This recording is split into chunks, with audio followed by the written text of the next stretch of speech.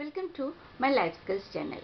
Today I am asking you to think honestly whether in your life you have mocked somebody or made fun of someone without any reason, but definitely you hurt that person's feelings because it was in your control. You shouldn't have done that, but you did that. On the other hand, the same thing happened with you. That time somebody else did that with you. That time it was not in your hand because it is totally about the other person. Likewise, if celebrities, they think that those people who are strangers, they don't know about themselves, but they come on social media and troll them and they stop their work, what will happen? They will do loss to themselves, isn't it? That's why the thing is, what is important for us, what is in our control and what is not in our control, that is not so important for us. We have to consider those things, and therefore my today's topic is what is outside your control, what is in your control, and how to adapt that in your life skills. Hello, I am Nandini Das, journalist, author and academician. So today we'll discuss 3 situations which are outside your control.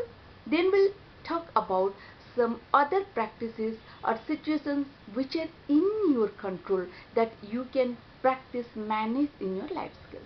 So let's start with number 1 situation which is not in your control, that what others think about you. Because even if you are doing everything wrong, everybody they have different lifestyle, they have different background, they have different approach to see life, so they have different value system. That's why they have different lens, people have different lens to see one thing in different ways. So if it is totally right for you, maybe if other people are thinking that if you're legally right, ethically right, but other people, they think that it is not right, or anyway there you can't control or you can immediately correct those people. So only thinking about that, overthinking about that is of no use because that is not in your control. Number 2 situation is your past. Past is already gone, isn't it?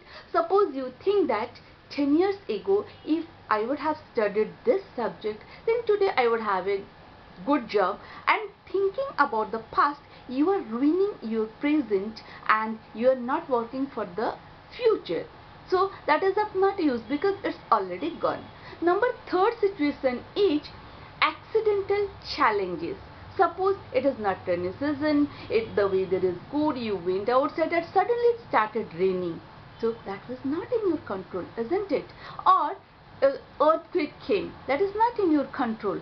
So some things, these things are not in your control. Now what is in your control? Let's talk about that, the situations, what those are in your control.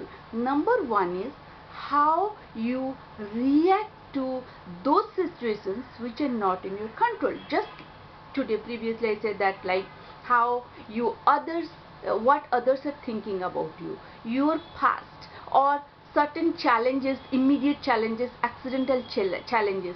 Those things are not in your control, but immediately they came. So how you react to them, how you are acting, how patient you are, how you are managing those situations, that is in your control. So number 1 is that how you react to those situations which are not in your control. Number 2 is what is in your control, your work ethic. Suppose you always finish your work before the deadline, or you are a punctual person, or you are open to learn new things, new skills, those are necessary for your job. These are all your work ethics. You can add more in that, isn't it? Then what else is in your control? Number 3 is your goals.